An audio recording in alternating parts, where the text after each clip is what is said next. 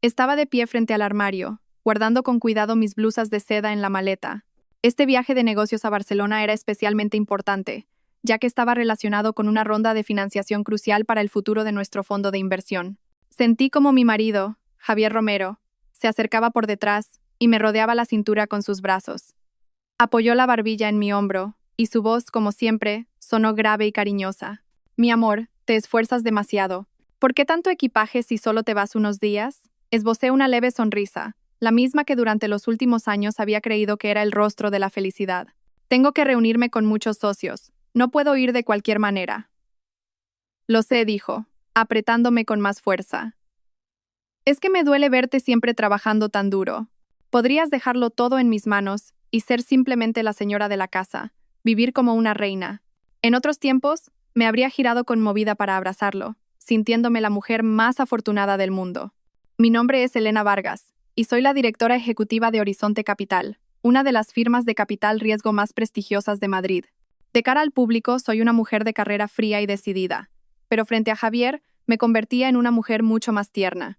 Él era el director de proyectos de nuestra empresa, un puesto que yo misma le había otorgado, a pesar de los murmullos a mi alrededor, porque confiaba ciegamente en su capacidad y en su amor.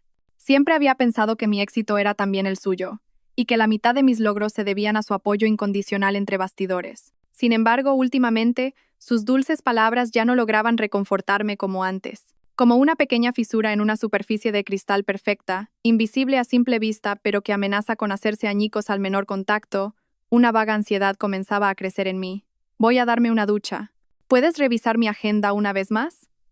Me solté suavemente de sus brazos, cogí mi pijama y entré en el baño. Me sumergí en la bañera llena de agua caliente, intentando ahuyentar el cansancio y esa inquietud sin nombre que se colaba en mis pensamientos. Seguramente es el estrés del trabajo. Estoy pensando tonterías. Con lo que Javi me quiere, es imposible que algo vaya mal. Cuando salí del baño, Javier no estaba en el dormitorio. Supuse que estaría en el despacho de al lado. Me acerqué a la mesita de noche para echar un vistazo a las noticias antes de dormir. Justo al lado de mi móvil, la pantalla del teléfono de Javier se iluminó con la notificación de un nuevo mensaje. No tenía la costumbre de espiar el móvil de mi marido, pero la única línea visible en la pantalla de bloqueo me dejó helada. El remitente era Alba Reyes. El mensaje solo se veía a medias. Javi, me duele mucho la barriga. Tengo miedo.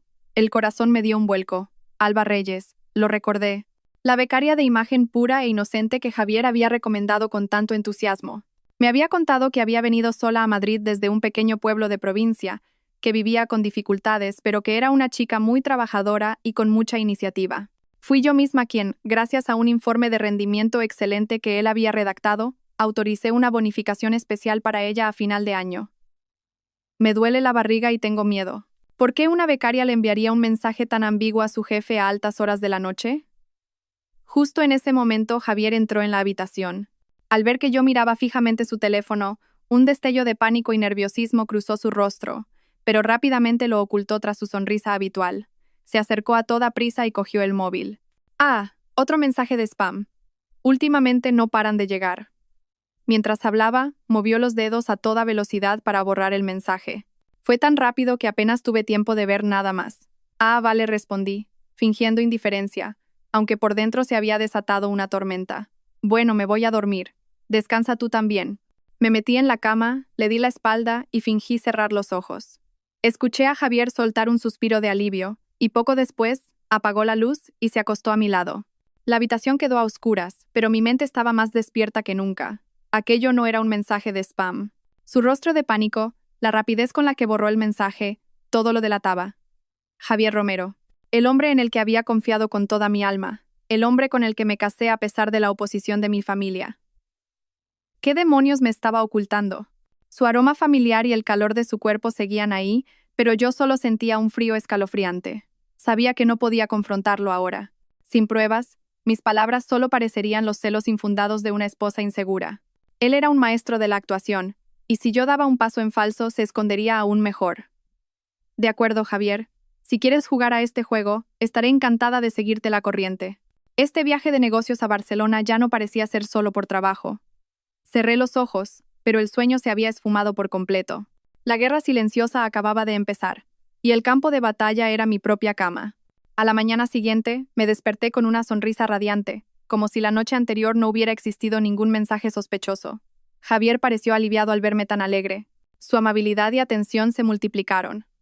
Me preparó el desayuno, me ayudó con la corbata y me despidió en la puerta con un beso lleno de falsa nostalgia. Cariño, cuídate mucho. Llámame en cuanto llegues, ¿vale? Me puse de puntillas y le di un beso ligero en la mejilla, pero por dentro sentía una repulsión indescriptible. Antes de ir a la empresa, puse en marcha mi propio plan. Me detuve en una cafetería cercana, abrí mi portátil y pasé a la acción. Había pensado mucho durante la noche. Para saber la verdad, no podía ir de frente. Al llegar a la oficina, fui directamente al despacho de Javier. Él estaba revisando unos documentos y se sorprendió al verme. Elena, ¿qué haces aquí? Pensé que ibas directamente al aeropuerto. Me acerqué a él con una sonrisa y, con un tono coqueto que mezclaba la broma y la seriedad, le dije, se me ha olvidado una cosa. Mi tarjeta de crédito principal ha tenido algunos problemas con el límite últimamente. En Barcelona tendré muchos gastos de representación con los socios, así que, por si acaso, ¿podrías prestarme la tuya? Por seguridad. Era una petición completamente normal entre un matrimonio, especialmente en una situación que requería flexibilidad con grandes gastos. Javier dudó un instante, pero al ver mi expresión confiada, no pudo negarse. Rechazarlo habría sido mucho más sospechoso.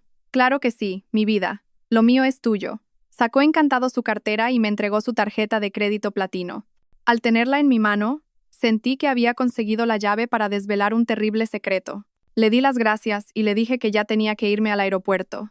Pero no fui a ninguna parte. Volví a mi despacho y cerré la puerta con llave. Lo primero que hice fue llamar al servicio de atención al cliente VIP de mi banco. Usando la información de la tarjeta, solicité restablecer el acceso a la banca online. Como clienta VIP de toda la vida, mi petición se tramitó rápidamente. 5 minutos después, había iniciado sesión con éxito. Respiré hondo y, con manos temblorosas, hice clic en consultar movimientos. En la pantalla apareció una larga lista. La revisé pacientemente, uno por uno. Los gastos habituales, comidas, compras, gasolina, no tenían nada de extraño. Pero mis ojos se detuvieron en los movimientos de los últimos 3 meses. Decenas de recibos de Mundo Bebé de lujo, la cadena de artículos para bebés más exclusiva de Madrid, ropa de recién nacido, leche de fórmula de importación, un cochecito, una cuna. El importe total ascendía a decenas de miles de euros. Sentí como si alguien me estrujara el corazón, pero eso no era todo. A continuación, había pagos mensuales irregulares a la clínica de maternidad privada San Rafael, en el barrio de Salamanca.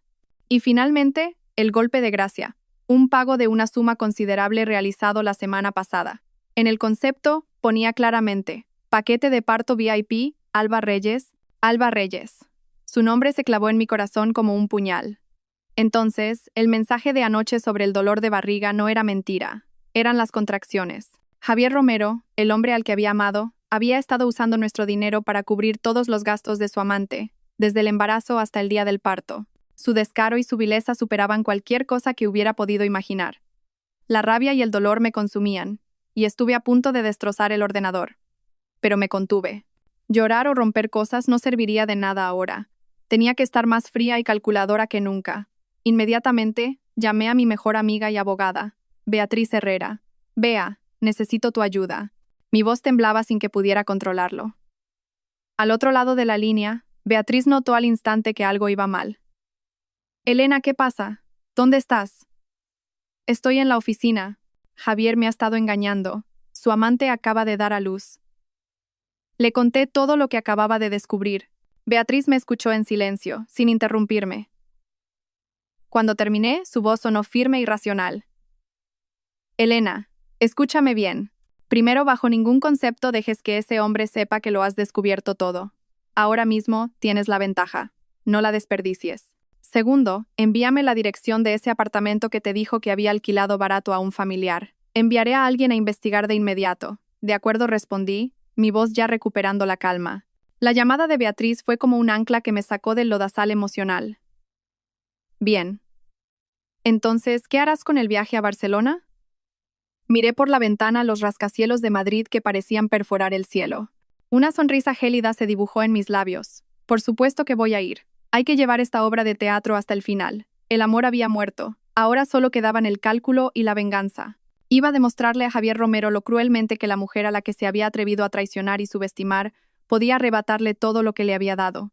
Sentada en mi despacho, miraba fijamente la pantalla del ordenador. Acababa de recibir un correo de Beatriz.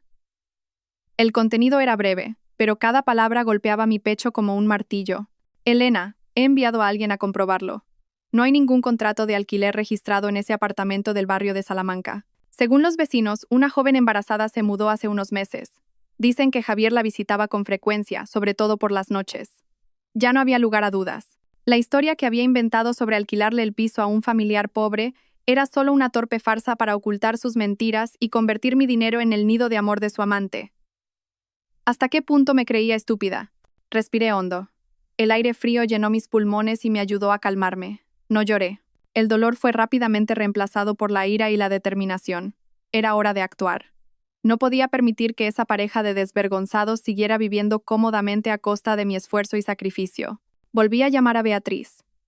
Bea, gracias. Es justo como esperaba. ¿Cuál es tu próximo plan? La voz de Beatriz estaba cargada de preocupación. Elena, no hagas ninguna tontería. Piensa primero en ti. Lo sé, respondí con una voz tan fría como el hielo. No voy a montar un escándalo ni arrancarle los pelos. Quiero pillarlos en el acto. Quiero que no tenga ni la más mínima posibilidad de inventar una excusa. Le expliqué mi plan a Beatriz. Se quedó en silencio un buen rato y luego suspiró. De acuerdo. Enviaré a alguien para que te ayude. Pero prométeme una cosa. Sea cual sea la escena que presencies, mantén la calma. Nuestro objetivo es reunir pruebas para que pague por todo ante la ley. ¿Entendido? Entendido. Nunca he tenido la mente tan clara como ahora. Tras colgar, empecé a organizar todo de nuevo. Tenía que interpretar mi papel en esta farsa de viaje de negocios a la perfección. A la hora del almuerzo, Javier me llamó. Su voz era tan dulce como la miel. Cariño, ¿has comido ya? No te saltes la comida, ¿eh? Estoy comiendo con un socio, mentí sin pestañear. Ah, Javi, mi vuelo se ha retrasado hasta la tarde. Saldré sobre las 4. No creo que me dé tiempo a pasar por casa. Lo dije a propósito, para darle tiempo suficiente para actuar. Si me iba demasiado pronto, podría sospechar y mantenerse alerta. Pero si me iba más tarde, pensaría que tenía toda la tarde libre para ocuparse de sus asuntos importantes. Oh, qué lástima. Iba a recogerte para comer juntos, dijo, con un tono de falsa decepción. Bueno, pues nada, iré a buscarte al aeropuerto por la tarde. Vale, cariño. Colgué el teléfono con una mueca de desprecio. Su talento para la actuación mejoraba día a día. Pero no importaba. Cuanto más perfecta fuera la obra, más dolorosa sería la caída cuando bajara el telón. No hice nada durante el resto de la tarde. Simplemente me senté en silencio en mi despacho, planeando los siguientes pasos. Revisé todas nuestras propiedades conjuntas y personales, los contratos de seguros, las carteras de inversión. Cuando esta guerra terminara, me aseguraría de que Javier Romero no se llevara ni un solo céntimo de mi parte. Si él quería jugar sucio, que no me culpara luego por ser despiadada. Cerca de las 3 de la tarde, cogí la maleta que ya tenía preparada y salí de la empresa. No fui a casa, fui directamente a una cafetería cerca del aeropuerto. Me senté en un rincón apartado y esperé. Esperé el momento decisivo, el momento en que se levantaría el telón de esta farsa.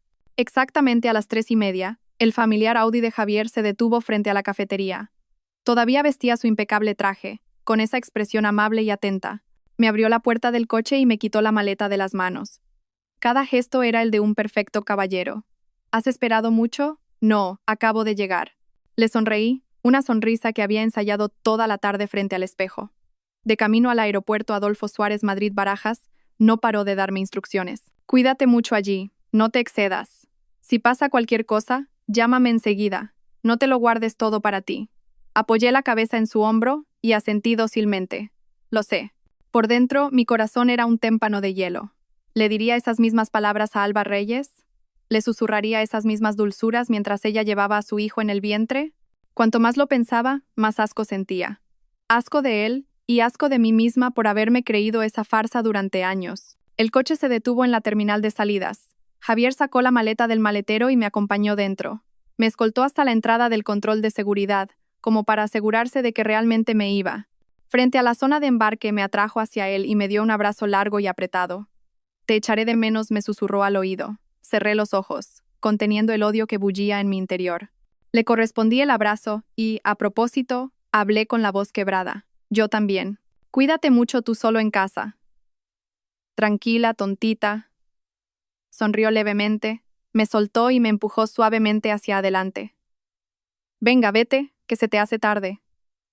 Me di la vuelta con la maleta. No me atreví a mirar atrás. Si me encontraba con su mirada un segundo más, sentía que explotaría allí mismo. Caminé directamente hacia la zona de embarque y me mezclé con la multitud.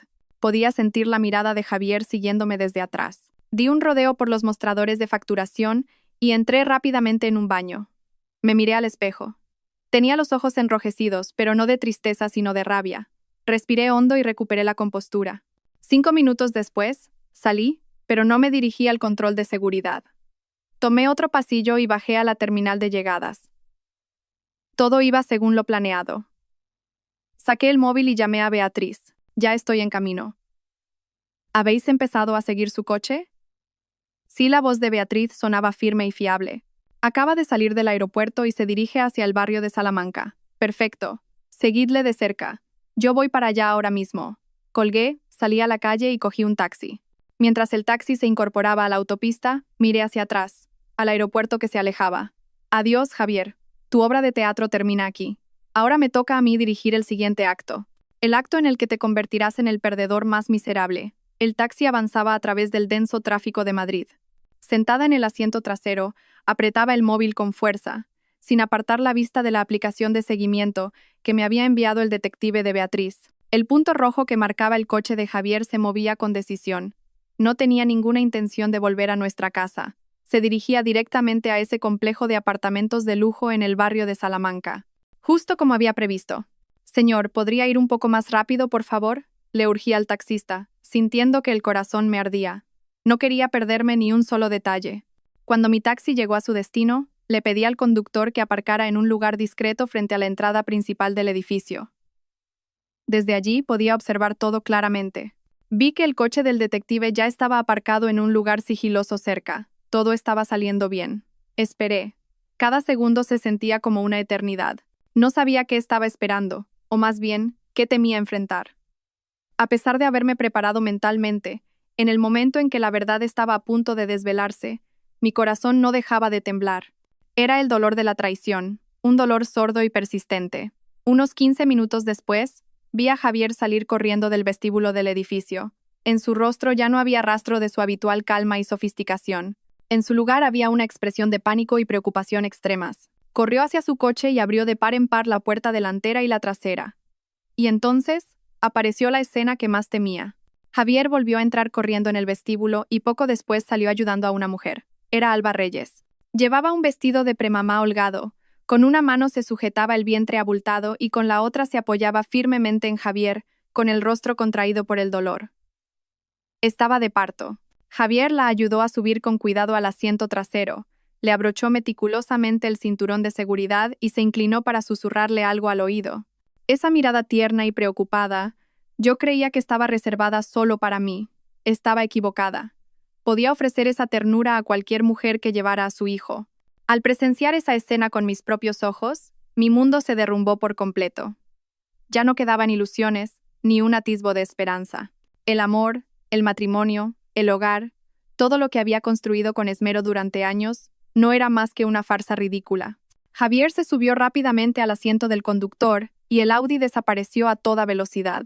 Inmediatamente, llamé al hombre de Beatriz para que lo siguiera. Sí, señora Vargas. Se dirigen a la Clínica de Maternidad Privada San Rafael. La Clínica San Rafael. El mismo nombre que aparecía en el extracto de la tarjeta de crédito. A mis espaldas, lo había preparado todo a la perfección para recibir a su hijo ilegítimo. Señor, a la Clínica Privada San Rafael, en el barrio de Salamanca, le dije al taxista. Mi voz sonaba ahogada. Durante el trayecto, no lloré. Era como si las lágrimas se hubieran secado, dejando solo un vacío gélido y un odio que me calaba hasta los huesos. Le había dado una oportunidad. Me había engañado a mí misma pensando que podría ser un malentendido. Pero no. Todo era real. Una verdad cruda y cruel. Mi marido, el hombre al que había amado con toda mi alma, justo después de enviarme de viaje de negocios, se había ido corriendo a llevar a su amante a dar a luz. Javier, eres increíble. Has conseguido convertirme en la tonta más lamentable del mundo. Pero has olvidado una cosa. Una vez que esta tonta despierta de su sueño, se vuelve más temible de lo que jamás podrías imaginar. La Clínica de Maternidad Privada San Rafael era uno de los hospitales privados más caros de Madrid. No era ruidosa y concurrida como un hospital público, sino tranquila y lujosa como un hotel de 5 estrellas. Javier la había elegido para asegurarse de que Alba y su hijo recibieran los mejores cuidados y para evitar las miradas indiscretas. Pero nunca habría imaginado que la persona que más deseaba evitar estaría precisamente aquí. Pagué el taxi y bajé. No entré de inmediato. Me quedé en un rincón apartado, observando cómo Javier se ocupaba ajetreado de los trámites de ingreso de Alba. Corría de un lado a otro entre la recepción y la sala de espera, con la frente perlada de sudor, pero con una mirada llena de expectación y felicidad. Una felicidad que yo nunca había visto en él. Poco después, una enfermera llevó a Alba en una silla de ruedas hacia el paritorio. Javier corrió a su lado, le cogió la mano con fuerza y no paró de inclinarse para consolarla. Cariño, no tengas miedo. Estoy aquí contigo. Acabará pronto. En nada conoceremos a nuestro bebé. Javi, me duele mucho, sollozó Alba, con una voz débil y lastimera. Lo sé, aguanta un poco más. Eres fuerte. Le secó con ternura el sudor de la frente. Su mirada estaba llena de amor y compasión. Yo estaba a solo unos metros de ellos, como un fantasma invisible, presenciando cada escena de aquel melodrama patético. Mi corazón ya no dolía. Se había enfriado por completo. Así que este era el verdadero Javier cuando amaba a alguien. Conmigo probablemente todo había sido interés y cálculo desde el principio. Respiré hondo, recompuse mi actitud y salí lentamente de la oscuridad. No dije nada. Simplemente me crucé de brazos y los miré a los dos con una frialdad glacial. El primero en verme fue Javier. Cuando levantó la cabeza y su mirada se cruzó con la mía, la sonrisa que tenía en los labios se congeló al instante. La ternura y el amor de sus ojos desaparecieron, reemplazados por el asombro, el terror y una incredulidad absoluta. Elena, tartamudeó, como si la voz apenas le saliera de la garganta. ¿Qué haces aquí? ¿No deberías estar en un avión? Su rostro se volvió blanco como el papel, y sus ojos me miraban fijamente, como si hubiera visto un fantasma.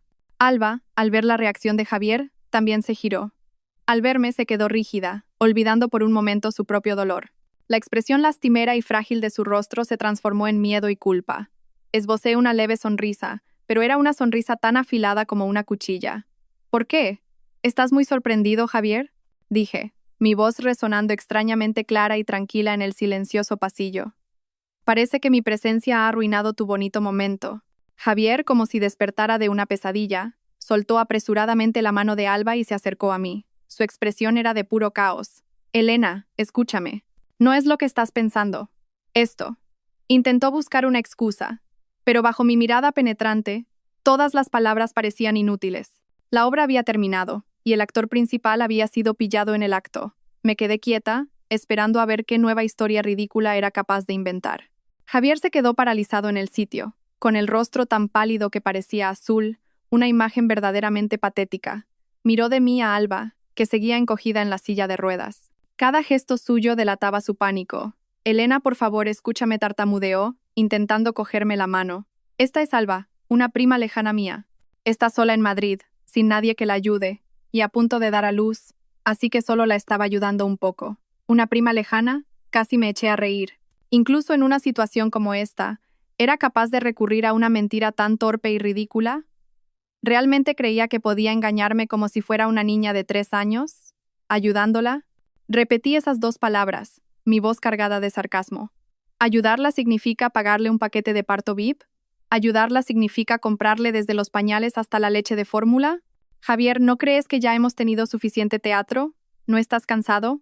Porque yo, de solo mirar, ya estoy agotada.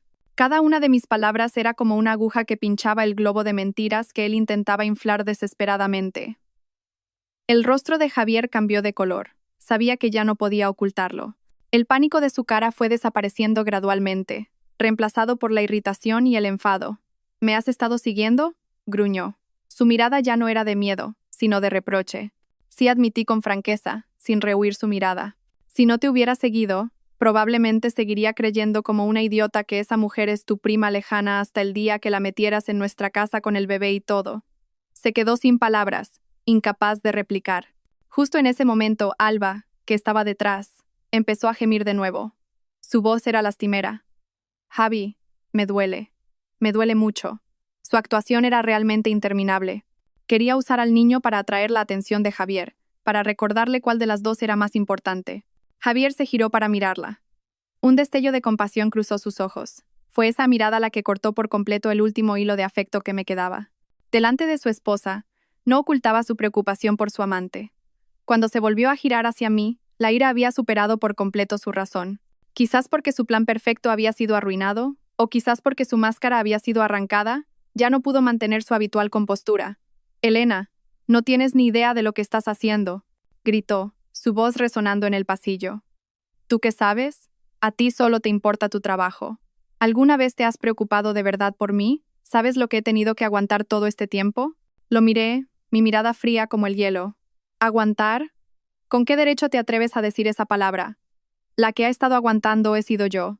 He aguantado tu engaño. He aguantado que mantuvieras a tu amante con mi dinero. ¿Que no me preocupo por ti? Esbocé una sonrisa amarga. Si no me hubiera preocupado, ¿crees que el puesto de director que ocupas te habría caído del cielo? ¿El coche que conduces? ¿La casa en la que vives? ¿Hay algo que no sea mío? Javier, eres un ingrato desagradecido. Mis palabras fueron como una cerilla que prendió la mecha de su ya frágil ego. Estaba acostumbrado a que yo lo mimara, a una vida de lujo sin esfuerzo. Ahora que yo estaba destapando su verdadera cara sin piedad, perdió por completo el control. «Cállate la boca», gritó. Y en un instante de locura, levantó la mano. Un sonido seco y cortante resonó, y el pasillo pareció congelarse por un momento. Mi mejilla izquierda ardía, un dolor punzante y abrasador. Sentí el sabor metálico de la sangre en la boca. Javier me había pegado. El hombre al que una vez amé con toda mi alma, el hombre por el que lo había arriesgado todo, me había abofeteado en un lugar público, delante de su amante. No lloré ni grité. Simplemente, levanté lentamente la cabeza y lo miré directamente a los ojos. En los suyos no había rastro de arrepentimiento. Solo ira y la euforia de un débil que acababa de lograr rebelarse. Esa bofetada no solo me causó dolor físico, lo destrozó todo. El amor, el respeto, los recuerdos, la esperanza. Todo se había hecho añicos, reducido a cenizas. A partir de ese momento, entre Javier y yo solo quedaba odio. El espacio alrededor de la bofetada de Javier pareció congelarse. Incluso Alba Reyes dejó de gemir, mirando la escena con los ojos como platos. Probablemente ni ella esperaba que Javier se atreviera a ponerme la mano encima. La mejilla me ardía, pero el dolor físico no era nada comparado con la frialdad de mi corazón. Sin inmutarme, miré fijamente el rostro de Javier, enrojecido por la ira. Mi reacción pareció desconcertarlo. Seguramente esperaba que, como otras mujeres, me pusiera a llorar y a montar un escándalo, pero yo no era como ellas. Lentamente levanté la mano. No para tocarme la mejilla hinchada, sino para sacar el móvil del bolso. Abrí la cámara frontal y, con calma, levanté el teléfono. Clic. El sonido del obturador fue nítido. Me hice una foto del rostro, donde la marca roja de 5 dedos destacaba sobre mi piel pálida. Luego, giré la cámara para capturar la escena completa. Javier, todavía aturdido, y Alba Reyes en la silla de ruedas, sujetándose el vientre. Una foto que documentaba a la perfección la traición y la agresión. Javier se quedó perplejo al ver mi acción. «¿Qué estás haciendo?» Guardé el móvil en el bolso y sonreí. Una sonrisa más fría y distante que nunca. «¿Qué estoy haciendo?», dije, mi voz clara, cada sílaba grabándose en el aire. «Estoy recopilando pruebas para la demanda de divorcio». «Javier, estás acabado». Dicho esto, me di la vuelta y me marché con paso firme, sin dedicarles ni un segundo más de mi tiempo. Los tacones de mis zapatos resonaban en el suelo de mármol, un sonido frío y decidido, como los tambores que anuncian el comienzo de una guerra. A mi espalda, escuché a Javier gritar mi nombre, una mezcla caótica de ira y miedo, pero no miré atrás. El camino a mis espaldas se había derrumbado por completo. Ahora solo podía avanzar. Al salir del hospital, respiré hondo el aire bochornoso del verano madrileño. No fui a casa ni a la oficina. Cogí un taxi y le di la dirección del bufete de Beatriz Herrera. Solo cuando estuve sentada en el coche me permití temblar. Pero no era miedo, era la furia contenida hasta el extremo. Me había equivocado. El mayor error de mi vida fue confiar en Javier Romero. Creer que el amor podía superar todas las diferencias de origen y de valores. El resultado fue una bofetada, literal y figurada, que me hizo ver la cruda realidad. Cuando llegué al despacho de Beatriz, ella me estaba esperando. Al ver la marca roja en mi mejilla, no dijo nada. Simplemente me guió en silencio a su despacho y me sirvió un vaso de agua tibia. ¿Te ha pegado ese cabrón?, preguntó Beatriz, su voz firme. Asentí y le enseñé la foto que acababa de hacer. Los he pillado a los dos en el hospital. La mujer estaba de parto. Beatriz miró la foto y frunció sus elegantes cejas. Bien hecho, Elena. Muy bien hecho. Con esta prueba es más que suficiente. Ahora, escúchame. Vamos a empezar de inmediato. Sacó una pila de documentos y empezó a explicarme los siguientes pasos legales. Primero, congelar todos los activos. Segundo, cambiar las cerraduras de la casa. Tercero, enviarle la demanda de divorcio junto con una orden de alejamiento. Te ha agredido. Podemos exigir que no se acerque a menos de 100 metros de ti. Escuché y asentí con firmeza. Hazlo. No tengas ni la más mínima compasión. Quiero que pague por todo lo que ha hecho. No te preocupes, dijo Beatriz, poniendo una mano en mi hombro. Su mirada era decidida. Esta guerra la vamos a ganar. Haré que ese desgraciado se vaya con una mano delante y otra detrás. Mirar a mi amiga me dio una extraña sensación de calma. El dolor seguía ahí, pero ya no podía destruirme. A partir de este momento, ya no era la Elena Vargas debilitada por el amor. Era la guerrera Elena Vargas, luchando por su honor y su futuro. Al salir del despacho de Beatriz, me sentí como si hubiera renacido. La debilidad y el dolor quedaron atrás. Ahora solo había determinación y frialdad. Si Javier quería guerra, le iba a enseñar lo que era el infierno. Lo primero que hice al subir al coche fue llamar a mi secretaria Marta, una chica inteligente y absolutamente leal. Marta, escucha mis órdenes, dije con voz desprovista de emoción. Contacta inmediatamente con el departamento financiero y con los bancos para congelar todas las cuentas conjuntas y tarjetas de crédito asociadas a mi nombre y al de Javier Romero. Anula también su acceso a todos los fondos de la empresa. A partir de ahora, cualquier transacción requerirá mi firma personal. Ejecútalo de inmediato. Sí, señora Vargas, respondió Marta sin rechistar. Sabía que una vez que yo tomaba una decisión, nadie podía cambiarla. Colgué y marqué el siguiente número. Esta vez, era la empresa de seguridad y administración de nuestra urbanización de lujo. Buenos días, soy Elena Vargas, propietaria del chalet número 18. Quiero que envíen a alguien esta misma tarde para cambiar todo el sistema de cerraduras y actualizar el sistema de seguridad. A partir de ahora, solo yo tendré acceso. Eliminen al señor Javier Romero de la lista de residentes. Entendido, señora Vargas. Petición recibida. La última llamada fue a una empresa de mudanzas profesional. Quisiera contratar un servicio de embalaje y recogida. Vayan al número 18 de la urbanización residencial El Viso y empaqueten todas las pertenencias personales de un hombre llamado Javier Romero, que se encuentran en el dormitorio principal y en el despacho. Ropa, zapatos, libros, objetos personales, que no quede nada. Empaquételo todo con cuidado en cajas y llévenlo a un guardamuebles público en el polígono de Getafe. Les enviaré la dirección exacta más tarde. Yo cubriré todos los gastos. Solo después de organizar todo, conduje hacia el residencial El Viso. No quería encontrarme con ellos. Solo quería supervisar desde la distancia que todo se hiciera según mis órdenes. Cuando llegué, el equipo de la empresa de seguridad ya estaba trabajando profesionalmente. Instalaron las nuevas cerraduras y restablecieron las contraseñas. En menos de una hora, esa magnífica casa estaba completamente bajo mi control. A continuación, llegó el equipo de la empresa de mudanzas. Trabajaron con rapidez y eficacia. Las camisas de marca que le había comprado, sus relucientes zapatos de cuero, sus libros favoritos. Todo fue empaquetado sin piedad en cajas. Observé la escena en silencio desde mi coche, al otro lado de la calle. No sentía ni la más mínima punzada en el corazón. Esos objetos, que en su día fueron pruebas de mi amor, ahora no eran más que cosas inanimadas que debían ser eliminadas de mi vida. Recordé la ropa y los objetos que la madre de Javier había dejado en la habitación de invitados cada vez que venía de su pueblo. Tras pensarlo un momento, volví a llamar al jefe del equipo de mudanzas. Señor, por favor, empaqueten también las pertenencias de una mujer mayor que están en la habitación de invitados del segundo piso y envíenlas al guardamuebles. Si iba a limpiar, tenía que hacerlo a fondo. No quería que quedara en mi casa nada relacionado con esa familia. Cuando las últimas cajas fueron cargadas en el camión y se marcharon, la casa se sintió extrañamente vacía, pero yo sentí una inmensa liberación, como si me hubiera quitado un pesado lastre que llevaba años oprimiéndome. La noche estaba cayendo.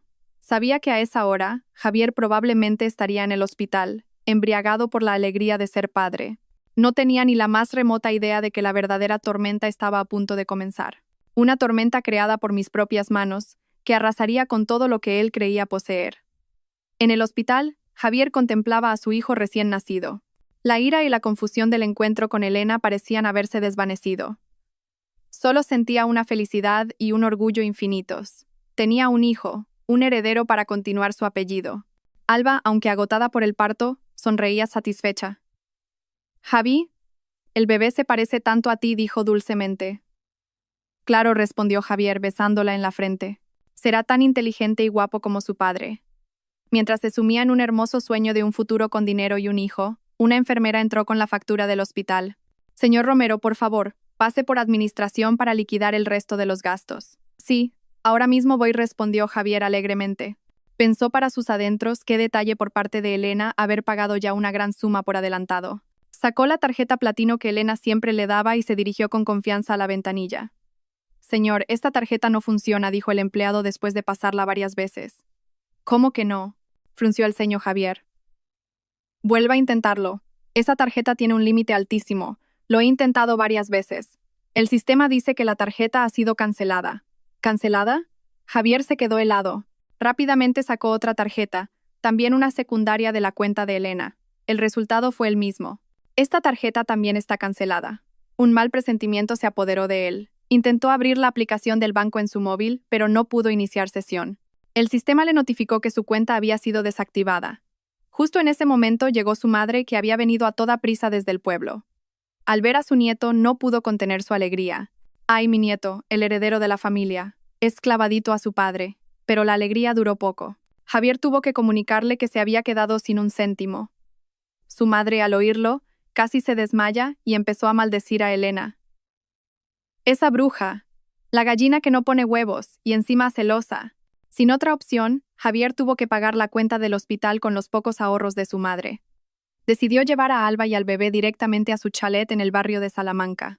Pensaba que, por muy enfadada que estuviera Elena, esa seguía siendo su casa y no podría echarlo. Además, creía que al ver a un bebé tan adorable, su corazón se ablandaría. Pero cuando el taxi con las 3 personas y todo el equipaje llegó a la entrada del residencial El Viso, Javier se enfrentó a otro shock. El guardia de seguridad detuvo el coche. «Lo siento, señor Romero. Ya no es residente de esta urbanización. No puede entrar». «¿Qué dice?», gritó Javier, furioso. «Soy el marido de la señora Elena Vargas, la propietaria del número 18. Lo siento. La señora Vargas ha solicitado su eliminación de la lista de residentes. Solo seguimos las normas». Javier no podía creer lo que oía.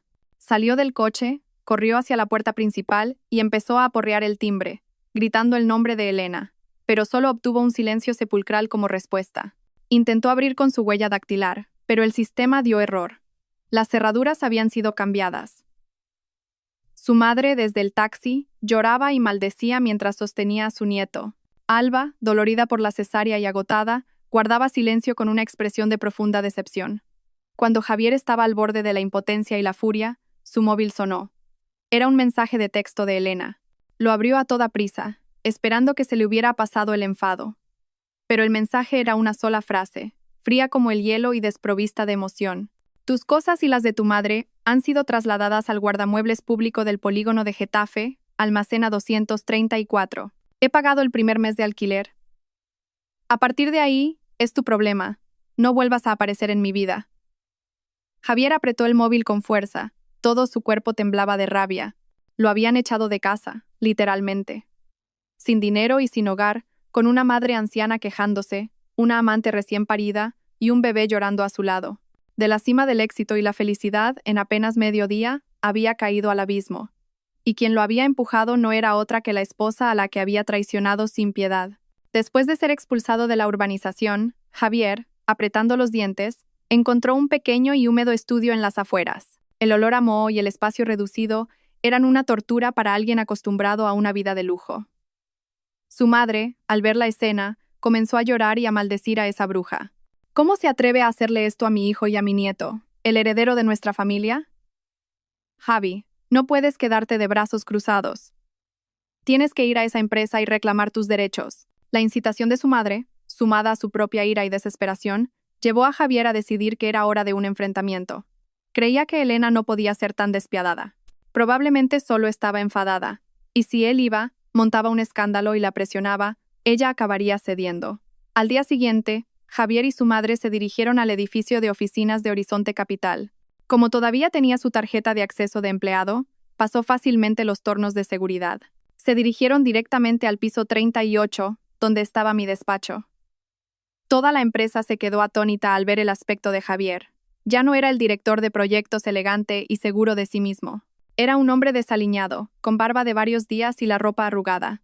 A su lado, una mujer de mediana edad con ropa de pueblo y una expresión amenazante. ¿Dónde está Elena Vargas? Que salga ahora mismo, gritó su madre en la recepción, sin importarle las miradas de los demás. La recepcionista, asustada, llamó rápidamente a mi secretaria. Marta salió corriendo y se interpuso entre ellos.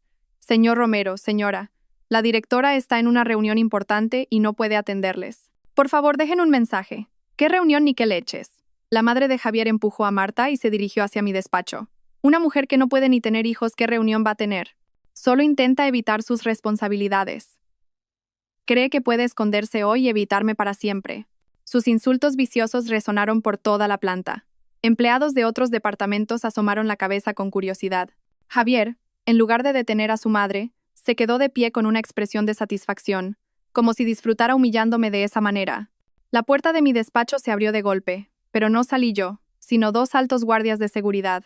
Señores, por favor, salgan de aquí. Este es un espacio de trabajo, no un lugar para armar escándalos, dijo fríamente uno de ellos. ¿Cómo os atrevéis a echarme? La madre de Javier lo fulminó con la mirada. ¿Sabéis quién soy? Soy la suegra de Elena Vargas, no nos importa quién sea. Tenemos órdenes de la directora de expulsar a cualquiera que cause disturbios sin autorización. Dicho esto, los guardias se acercaron para sacarlos a la fuerza.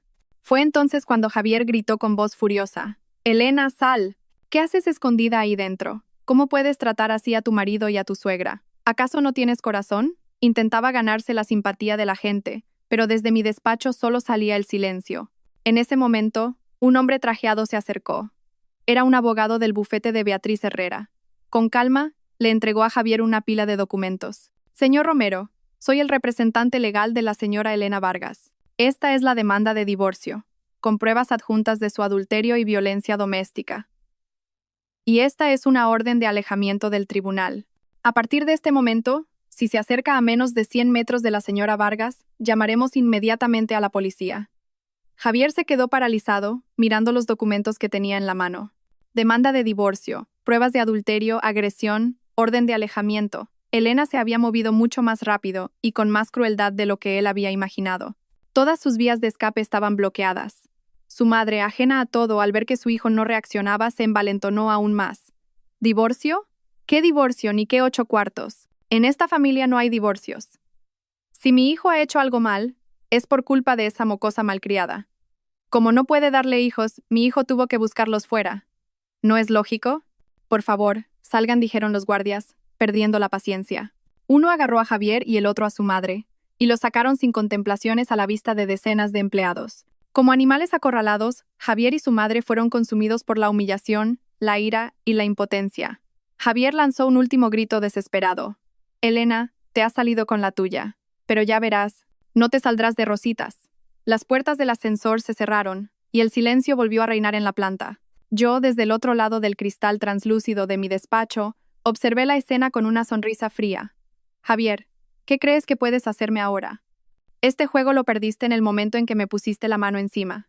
Humillados y expulsados de la empresa, Javier y su madre regresaron al destartalado estudio. El impacto de la demanda de divorcio y la orden de alejamiento dejó a Javier completamente destrozado. Se desplomó en la cama chirriante, agarrándose la cabeza. Todo había sido demasiado rápido, demasiado cruel.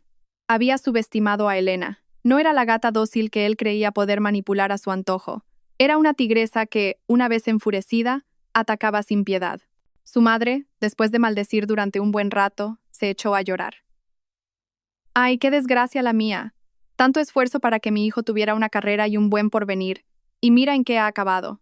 Esa bruja está decidida a arruinar a nuestra familia». Javier no decía nada. Su mente era un caos, sin dinero, sin casa, y ahora probablemente sin trabajo. Elena lo había bloqueado todo, dejándolo literalmente en la calle. ¿Qué podía hacer ahora? ¿Volver al pueblo? No podía. El que una vez fue el brillante director de proyectos no podía aceptar volver a su tierra como un fracasado. convirtiéndose en el hazmerreír de todos. En ese momento de desesperación, escuchó el llanto de un bebé desde la habitación de al lado. Alba intentaba calmar al niño a duras penas. Ese llanto fue como un rayo de luz en la mente de Javier.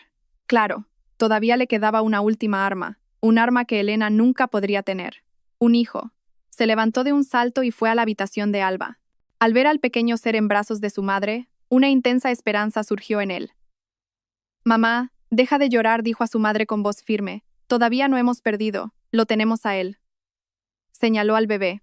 Su madre, con los ojos llenos de lágrimas, miró a su nieto y pareció comprender. «Claro, claro. Tenemos al heredero, la sangre de nuestra familia». Javier tomó al bebé en brazos. Al sentir el peso de esa pequeña vida, supo que no era solo un hijo, era su última carta. Elena no podía tener hijos, ese era su punto débil. Por muy rica y poderosa que fuera, a los ojos de gente como su madre, siempre sería una mujer incompleta. Por muy moderna que fuera la sociedad, la preferencia por el hijo varón seguía muy arraigada. ¿Quiere el divorcio? De acuerdo, dijo Javier, su voz ya tranquila y calculadora. Pero tendrá que compensarnos. Este niño es mi hijo. Aunque nos divorciemos, como esposa, tiene la responsabilidad de pagar su manutención. Le exigiremos una pensión alimenticia enorme, lo suficiente para que los tres vivamos a cuerpo de rey el resto de nuestras vidas. Su madre, al oírlo, abrió los ojos como platos. Claro que sí, hay que sacárselo. Con todo el dinero que tiene, ¿qué le cuesta gastar un poco en su nieto? Como ella no puede tenerlos, mi hijo le ha dado la oportunidad de ser madre, aunque sea de nombre. Debería estar agradecida. Alba, sentada en la cama, escuchó la conversación de madre e hijo con una creciente esperanza. El divorcio le daba igual, solo le interesaba el dinero. Si Javier lograba sacar una fortuna de Elena, su futuro y el de su hijo estarían asegurados. Así, en ese pequeño y húmedo estudio, las tres personas, cada una con sus propias maquinaciones, encontraron un objetivo común. Depositaron todas sus esperanzas en el bebé recién nacido. Creían que ese niño era la llave de oro que les abriría las puertas de la riqueza y el arma más poderosa para enfrentarse a Elena Vargas. Javier contrató a un abogado de bajo coste y comenzó a redactar sus exigencias para el juicio de divorcio. No solo pidió una pensión alimenticia, sino que, con un descaro absoluto, exigió también el 50% de la fortuna, alegando su contribución fundamental al crecimiento de la empresa. Creía que, con un hijo de por medio, tenía todas las de ganar. Juró que haría que Elena se arrepintiera de haberlo tratado de esa manera. Semanas después, tuvo lugar nuestra primera vista de conciliación por el divorcio. Entré en el juzgado con una actitud serena y fría. A mi lado estaba Beatriz, que parecía aún más afilada y segura de sí misma que yo. En el lado opuesto se sentaba Javier. Había intentado arreglarse, vistiendo el traje más decente que le quedaba. A su lado estaban su madre y un abogado que, a simple vista, parecía carecer de experiencia. La sesión comenzó. Después de que el juez leyera el procedimiento, el abogado de Javier tomó la palabra. Con la venia, señoría, dijo, poniéndose en pie con voz pomposa. Estamos aquí para resolver el divorcio entre mi cliente, el señor Javier Romero, y la señora Elena Vargas. Su matrimonio ha durado 5 años, durante los cuales mi cliente ha sido un marido devoto, un yerno ejemplar y, sobre todo, una figura clave que ha contribuido de manera fundamental al crecimiento de Horizonte Capital, la empresa que dirige la señora Vargas. Al oír eso, esbocé una sonrisa casi imperceptible. ¿Contribución fundamental? ¡Qué cara dura! El abogado continuó pintando a Javier como un hombre capaz y virtuoso. Con su visión estratégica y su excepcional habilidad para los negocios, el señor Romero consiguió personalmente proyectos valorados en cientos de millones de euros, generando enormes beneficios para la empresa. Sacrificó su tiempo y su esfuerzo, dedicándose en cuerpo y alma al negocio familiar. No es una exageración decir que la mitad de la fortuna que hoy posee la señora Vargas es fruto de la sangre y el sudor de mi cliente. Javier asentía, fingiendo modestia. Su madre hinchaba el pecho, mirándome con aire de suficiencia. Pero entonces, el abogado cambió de tono, adoptando una voz compasiva. A cambio de tal sacrificio, la señora Vargas fue una esposa fría y obsesionada con el trabajo, que no cumplió con su deber natural como madre. Esto creó una fisura irreparable en la vida conyugal, y en el punto álgido del conflicto, expulsó sin piedad a su marido y a su suegra de su hogar y congeló todos sus activos, dejando a mi cliente en una situación de extrema precariedad. Hizo una pausa para dar efecto y, tras recorrer la sala con la mirada, presentó su petición final. Por estas razones, solicitamos a su señoría lo siguiente. Primero, que se conceda el divorcio. Segundo, en cuanto a los bienes, solicitamos que el 50% de todos los activos a nombre de la señora Vargas, incluyendo el chalet en el barrio de Salamanca, los vehículos de alta gama, los depósitos bancarios y el 50% de las acciones de Horizonte Capital, sean adjudicados a mi cliente. Es una compensación justa por su dedicación. Tras esa petición, un breve silencio se apoderó de la sala. Incluso el juez frunció el ceño ante tanto descaro. A mi lado, Beatriz permanecía impasible, con una leve sonrisa. El abogado de Javier, como si ya hubiera ganado, se sentó con aire de suficiencia. Javier también me miró, con una mezcla de desafío y regodeo en sus ojos. Creía que, desprestigiándome y ensalzando sus propios méritos, conseguiría lo que quería. Pensaba que yo, por mantener las apariencias, aceptaría ceder parte de mi fortuna para terminar el asunto en silencio. Se equivocaba. En este juego, no iba a ceder ni un milímetro. Cuando el abogado de Javier terminó su alegato, el juez se dirigió a nuestro lado. Parte demandada, ¿tienen algo que decir? Beatriz se levantó con elegancia. No se apresuró a rebatir, sino que dedicó una cortés sonrisa al abogado contrario. Con la venia, señoría y estimado colega, comenzó, su voz clara, firme y potente. Acabamos de escuchar un cuento de hadas moderno muy conmovedor sobre un marido abnegado y competente. Sin embargo, los cuentos de hadas no suelen ser reales, y la verdad en este caso es todo lo contrario. Javier y su abogado fruncieron el ceño. La parte demandante afirma que el señor Romero, con su contribución fundamental, consiguió proyectos de cientos de millones de euros. Tenemos una gran curiosidad sobre esa supuesta contribución. Por ello, hemos preparado algunos documentos. Hizo una seña a su asistente. Un grueso dossier fue entregado al juez y a la parte de Javier. Señoría, este es el informe financiero y la evaluación de rendimiento de todos los proyectos de Horizonte Capital de los últimos 3 años, auditado por una firma contable independiente. Beatriz señaló los documentos. Ruego a su señoría y a la parte demandante que consulten la página 15, el resumen de resultados de los proyectos dirigidos personalmente por el director de proyectos, el señor Javier Romero. Javier pasó apresuradamente a la página 15, y su rostro cambió de color al instante. Beatriz, sin darle tiempo a asimilarlo, alzó la voz. Según el informe, en los últimos 3 años, el señor Romero gestionó un total de 5 proyectos de inversión.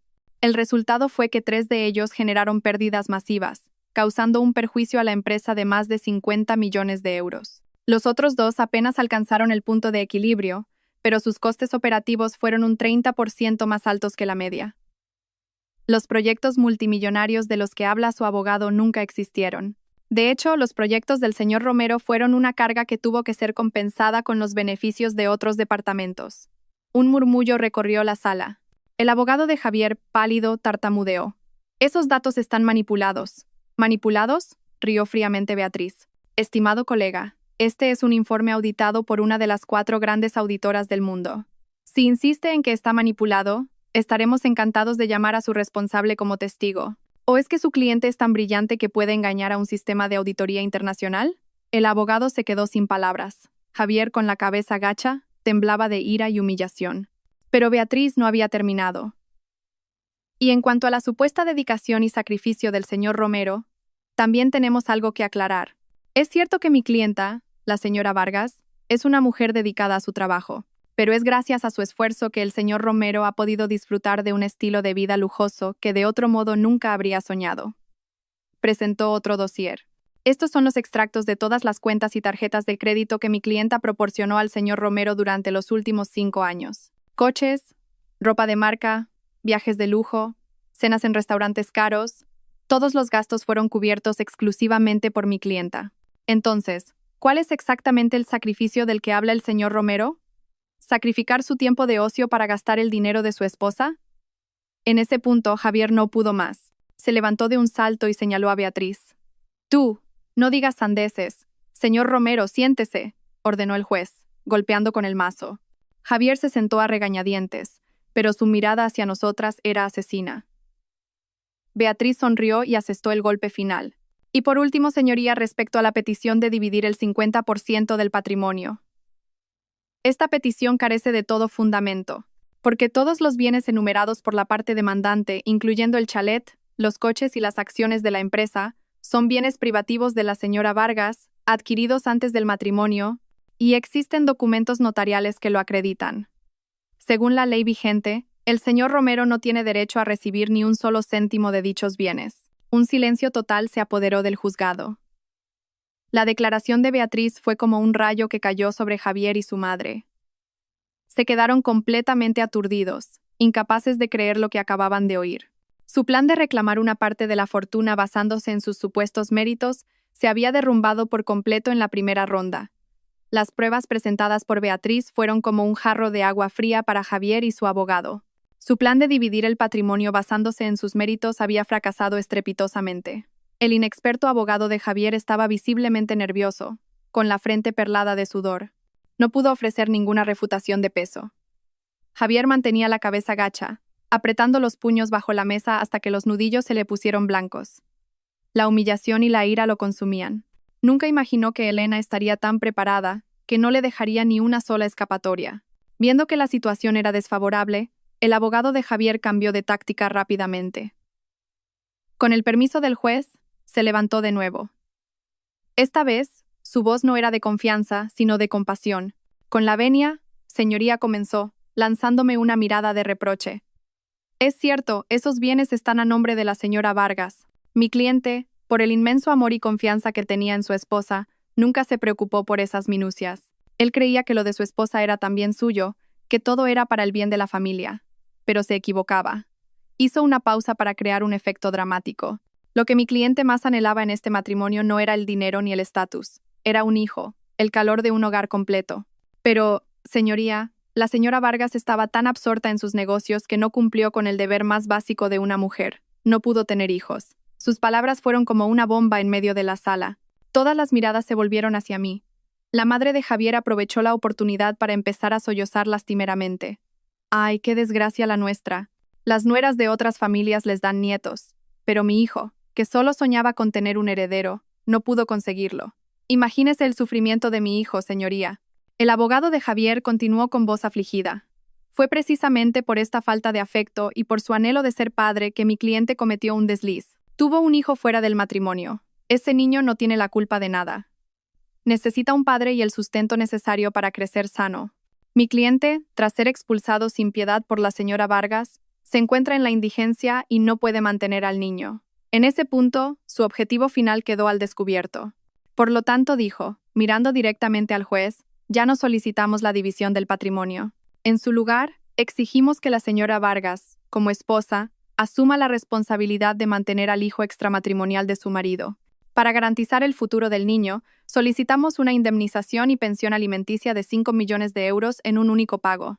Esta es la responsabilidad y compensación que la señora Vargas debe cumplir por el daño causado a mi cliente. 5 millones. La sala volvió a agitarse. Esto ya no era una pensión alimenticia, era una extorsión en toda regla. Querían usar al niño para sacarme una fortuna. Javier levantó la cabeza y me miró con desafío. Creía que esta era su última carta, su as en la manga. Creía que yo, por las apariencias, por la presión de la opinión pública y por el estigma de ser una mujer que no podía tener hijos, aceptaría su demanda. Intentaba asestarme el golpe de gracia usando a su hijo, humillarme y además sacarme dinero. Yo seguía sentada, sin ninguna expresión. Miré de reojo a Beatriz, y ella también me miró. Un destello agudo brilló en sus ojos. Así es, Javier. Este es el momento que estaba esperando. Has caído tú solo en la trampa que te he tendido. La parte más divertida de esta obra está a punto de comenzar. La descarada petición de la parte de Javier y sus palabras acusatorias llenaron la sala de una tensión palpable. Todos esperaban mi reacción. Seguramente pensaban que me enfadaría, que rebatiría, que me sentiría humillada. Pero no fue así. Beatriz se levantó. En su rostro no había ni rastro de ira. Al contrario, lucía una sonrisa indulgente.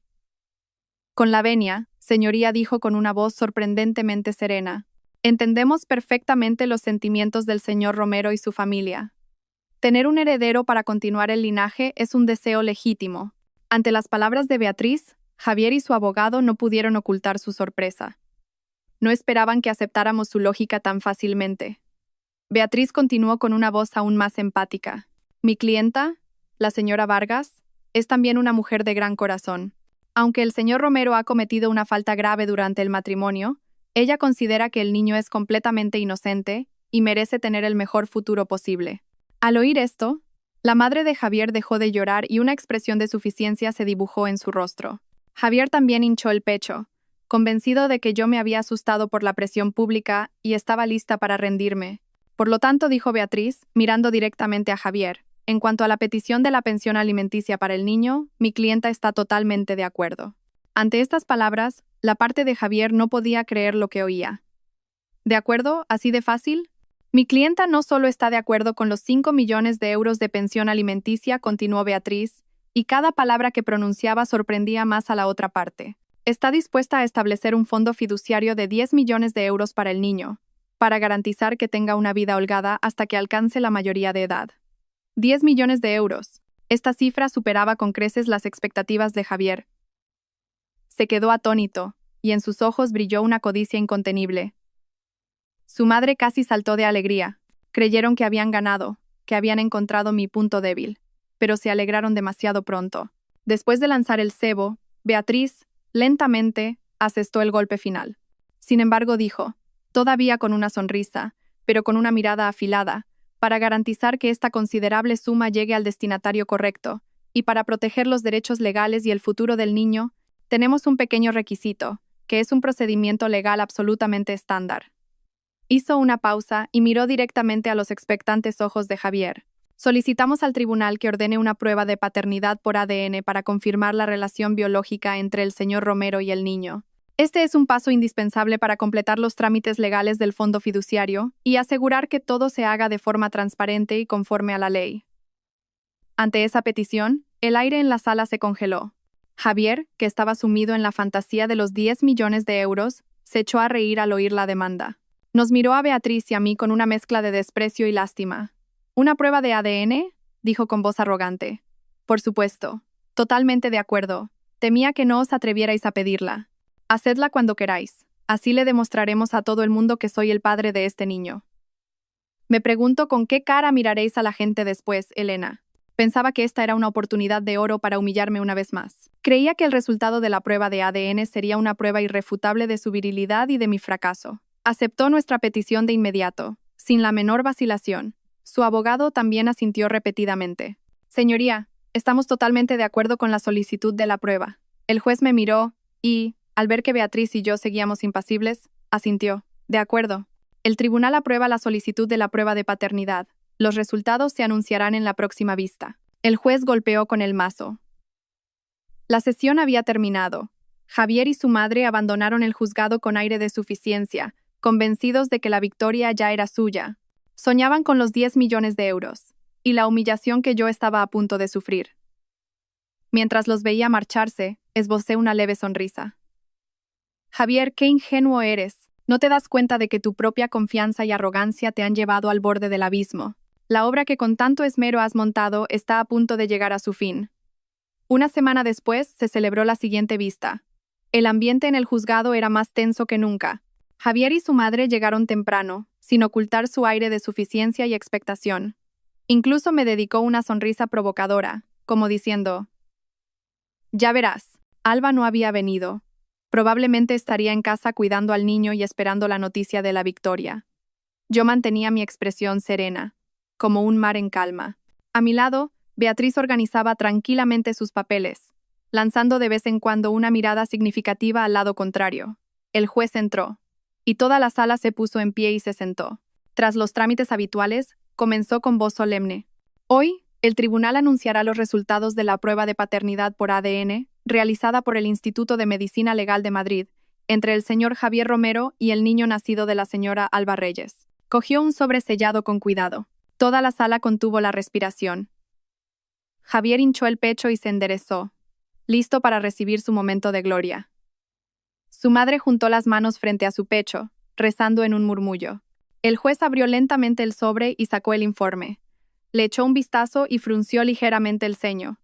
En su rostro se dibujó una evidente sorpresa. Este cambio inquietó un poco a Javier, pero enseguida se dijo a sí mismo que solo eran nervios. Tras unos segundos de silencio que parecieron una eternidad, el juez carraspeó y leyó el resultado en voz alta. Cada palabra resonó con claridad en toda la sala. Basándose en el análisis de ADN de las muestras proporcionadas, El Instituto de Medicina Legal de Madrid confirma que la relación de paternidad entre el señor Javier Romero y el niño en cuestión queda excluida. Un silencio sepulcral se apoderó de la sala. La relación de paternidad queda excluida. Esas 5 palabras cayeron como 3 rayos sobre la cabeza de Javier.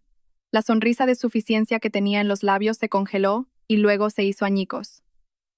Su rostro pasó del rojo al blanco y luego al azul. Se quedó atónito, con los ojos muy abiertos, mirando fijamente al juez, como si no pudiera creer lo que acababa de oír. No, no puede ser, murmuró, su voz apenas un susurro. Es imposible. Hay un error. Tiene que haber un error. Su madre, sentada a su lado, también se quedó petrificada. No entendía lo que estaba pasando. Sacudió a su hijo con fuerza. Javi, ¿qué está diciendo el juez? Es un error, ¿verdad? Es mi nieto. La sala se llenó de murmullos. Todas las miradas se clavaron en Javier. Curiosidad, lástima y burla. Silencio, ordenó el juez, golpeando con fuerza el mazo. Este es el resultado oficial de una institución médico-legal, con todas las firmas y sellos correspondientes. No hay posibilidad de error. Señor Romero, ¿me ha oído bien? Javier no oía nada. Sus oídos zumbaban, y el mundo a su alrededor parecía girar y derrumbarse. Había apostado todo a ese hijo que tanto deseaba. Lo había usado como arma para enfrentarme, para chantajearme, para humillarme, y ahora esa misma arma se había vuelto contra él, atravesándole el corazón. El niño no era suyo. Entonces, ¿qué era él? ¿Un cornudo que había criado al hijo de otro? ¿Un tonto al que otro hombre le había robado a su mujer? Esta verdad era mucho más cruel que el hecho de que yo hubiera congelado sus bienes o lo hubiera echado de casa. Destruía por completo su orgullo y su masculinidad. Lo había perdido todo. Esposa, casa, dinero, trabajo. Y ahora, incluso el hijo del que estaba tan orgulloso no era suyo. Se desplomó en la silla, como si no tuviera huesos. Me miró. En sus ojos ya no había provocación, sino pánico, desesperación y un odio extremo. Yo simplemente lo observé sin emoción. La comisura de mis labios, que había permanecido rígida durante todo el juicio, se curvó por primera vez en una sonrisa de victoria. Javier, este es el precio de tu traición y tu estupidez. El juicio terminó en medio del caos. Javier casi enloqueció. Gritó que los resultados estaban manipulados, que yo había sobornado al laboratorio. Pero ante los sellos rojos y la firma de la institución médico-legal, todas sus palabras fueron inútiles. Él y su madre fueron sacados por los guardias del tribunal, una imagen patética. Beatriz y yo nos fuimos tranquilamente. Vaya culebrón, comentó Beatriz con sarcasmo. Es el primer caso de divorcio que veo en el que el demandante se cava su propia tumba de una forma tan espectacular. Yo solo sonreí levemente. Simplemente fue demasiado arrogante y codicioso. Sabía que Javier no se quedaría de brazos cruzados. Iría a buscar a Alba para aclarar las cosas, y yo esperaba con ganas su próximo acto. Efectivamente, nada más salir del juzgado, Javier no volvió al estudio, sino que cogió un taxi directamente hacia donde estaba Alba. Ya no podía mantener la calma. La ira y la humillación lo habían convertido en una bestia. Entró en el estudio de una patada. Alba estaba dándole el biberón al bebé y se sobresaltó al ver el aspecto furioso de Javier. Javi, ¿por qué tan pronto? ¿Ha ido todo bien? Bien, gruñó Javier con los ojos inyectados en sangre. Sacó el informe de ADN del bolsillo y se lo tiró a la cara. Mira esto. Mira lo que has hecho. Alba recogió el papel con manos temblorosas. Al leer la relación de paternidad queda excluida. Su rostro perdió todo el color. ¿Cómo es posible? No puede ser. Tiene que haber un error, tartamudeó, pero el pánico en sus ojos la delataba. ¿Un error? Javier la agarró por los hombros y la sacudió con fuerza. ¿Todavía te atreves a decir que es un error? Dime. ¿De quién coño es este crío? Habla. Ante la violencia de Javier, Alba sintió un miedo extremo y rompió a llorar. No lo sé.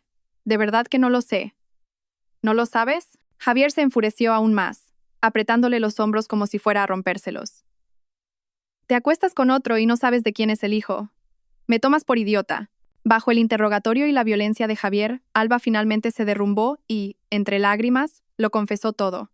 Sí, no estaba segura. No sabía si era tu hijo o el suyo. ¿El suyo?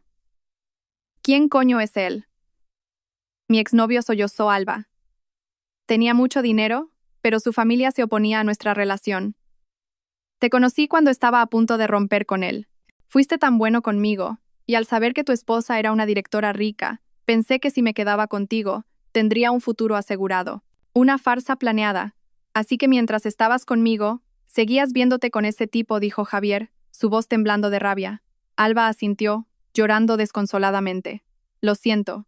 Cuando supe que estaba embarazada, tampoco sabía de quién era. Pero tu madre decía que quería un nieto, que si le daba un hijo varón me daría todo lo que quisiera. Y como parecía que ibas a conseguir la fortuna de tu esposa, decidí arriesgarme.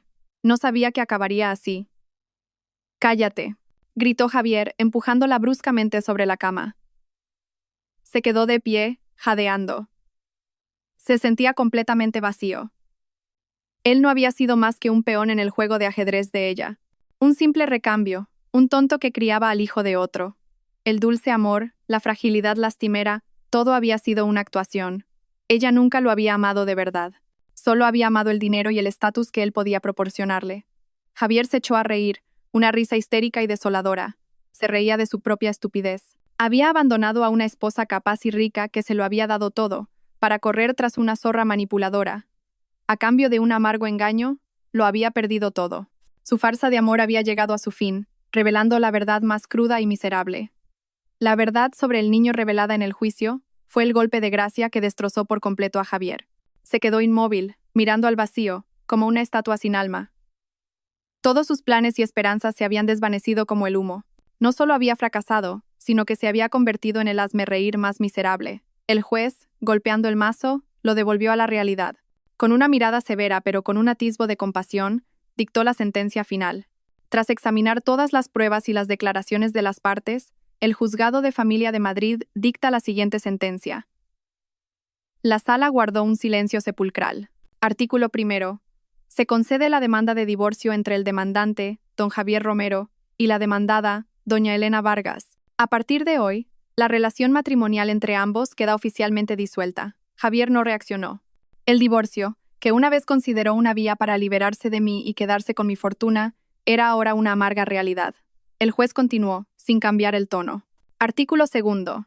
En cuanto a la cuestión patrimonial, se reconoce legalmente que todos los bienes de alto valor, incluyendo el inmueble, los vehículos y las participaciones empresariales, son bienes privativos de doña Elena Vargas, adquiridos antes del matrimonio. Por lo tanto, se desestima en su totalidad la solicitud de la parte demandante de dividir el 50% del patrimonio.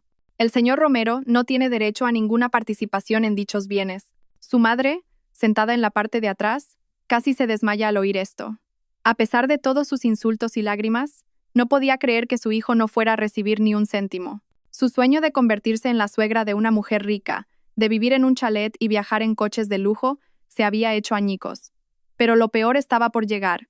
Artículo 3, dijo el juez, mirando directamente a Javier con una voz especialmente severa. Con base en las pruebas presentadas por la parte demandada, incluyendo las fotografías de las lesiones y las grabaciones de las cámaras de seguridad del hospital, el tribunal considera probado que el señor Javier Romero ejerció violencia doméstica contra la señora Elena Vargas. Este es un acto ilícito grave que ha causado un daño físico y moral a la víctima.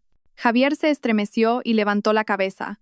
El pánico se apoderó de sus ojos. Por lo tanto, el tribunal condena al señor Javier Romero a pagar a la señora Elena Vargas una indemnización de 500.000 euros por daños morales. Dicha cantidad deberá ser abonada en un plazo de 30 días desde la firmeza de esta sentencia. 500.000 euros. Esa cifra fue el último martillazo para Javier. No solo no iba a recibir dinero, sino que además tenía que pagar una indemnización enorme. Para él, que estaba en la ruina, 500.000 euros era una cantidad astronómica. No, me opongo, gritó Javier, levantándose como un loco. No tengo dinero. ¿De dónde voy a sacarlo? Esa mujer me lo ha quitado todo.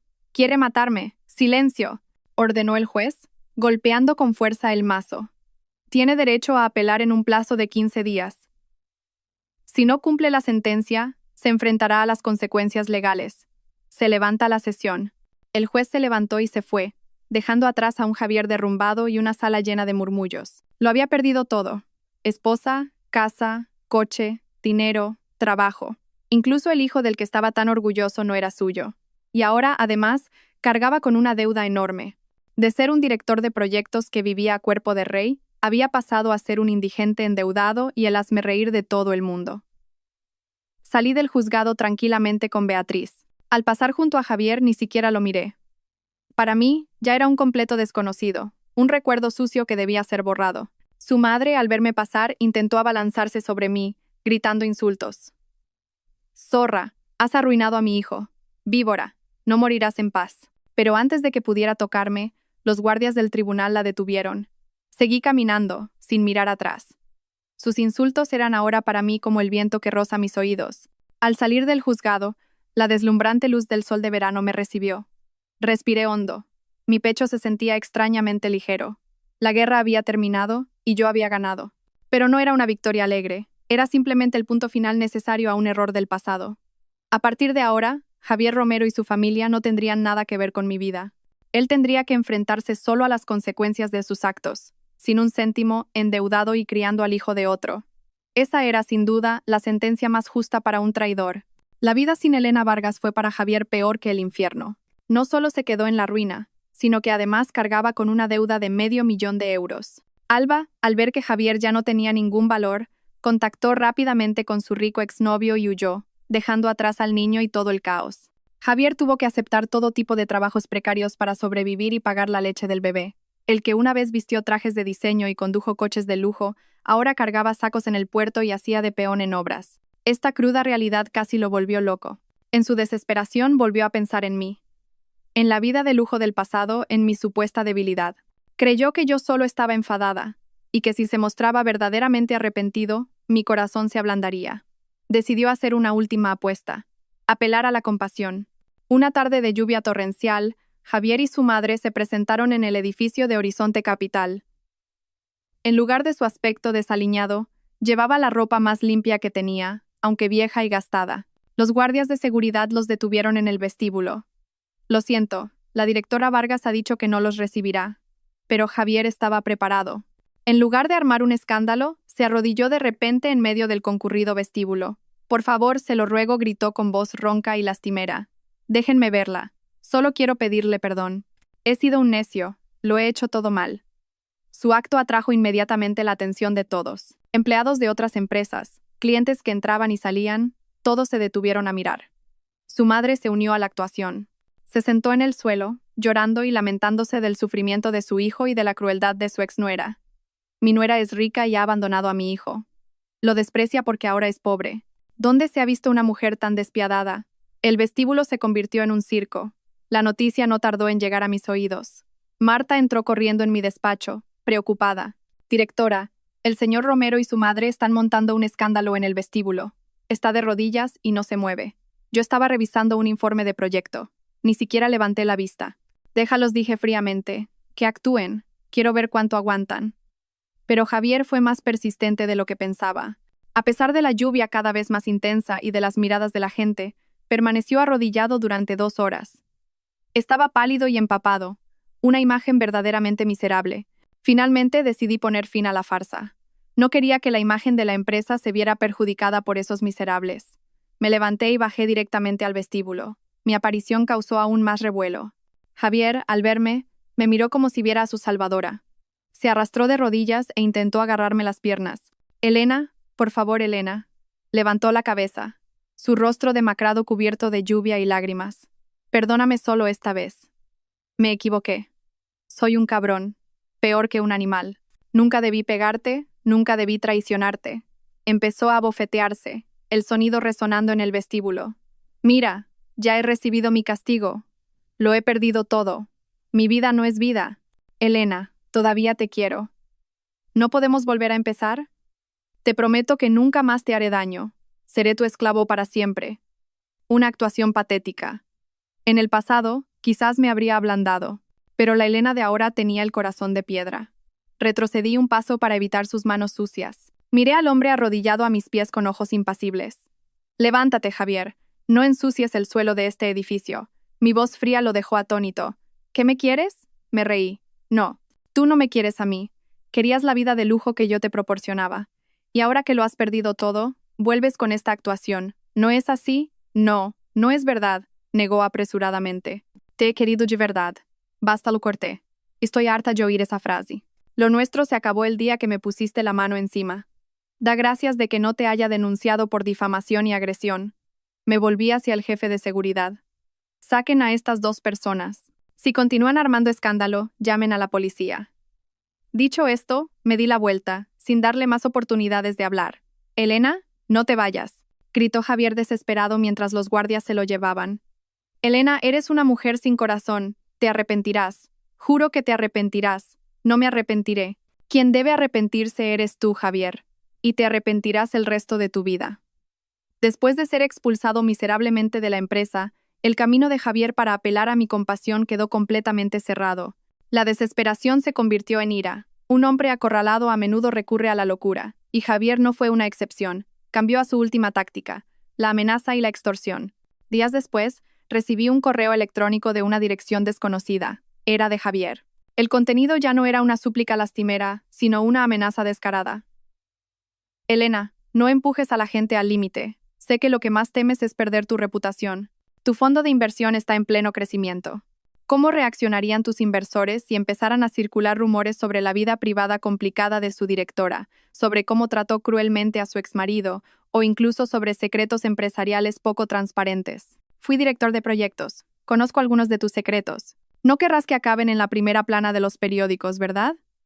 Dame 10 millones de euros. Considéralo un pago por mi silencio. Una vez que reciba el dinero, desapareceré de tu vida para siempre. Si no, no me culpes por no tener en cuenta los viejos tiempos. Leí el correo y no pude evitar reírme. ¿Secretos empresariales? Un hombre que solo sabía arruinar proyectos. ¿Qué secretos iba a conocer? Se sobrevaloraba a sí mismo. Y en cuanto a la reputación, ¿de verdad creía que unos rumores infundados podrían hundirme? No respondí al correo. Mi silencio pareció enfurecerlo. Al día siguiente, envió otro correo, esta vez con algunos archivos adjuntos que él consideraba pruebas. No eran más que viejos planes de proyecto que había malinterpretado a propósito. Esto es solo el principio, Elena. Te doy 3 días para pensarlo. Si en 3 días no hay 10 millones de euros en mi cuenta, estos documentos se enviarán a todos los principales medios de comunicación de Madrid. Decidí que tenía que poner fin a esta farsa de una vez por todas. No podía permitir que una sanguijuela como Javier siguiera pegada a mi vida. Acepté reunirme con él en una cafetería apartada. Esperaba que fuera la última vez que viera la cara de ese hombre. Javier apareció en el lugar acordado con aire de suficiencia. Creía que tenía mi punto débil en sus manos. ¿Y bien? ¿Lo has pensado?, dijo con una sonrisa burlona al sentarse frente a mí.